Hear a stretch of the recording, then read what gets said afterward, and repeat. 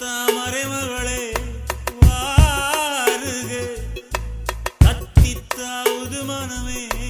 வாழகே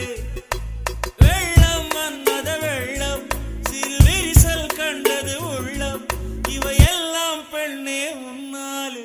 தங்கத்தாமரை மகளே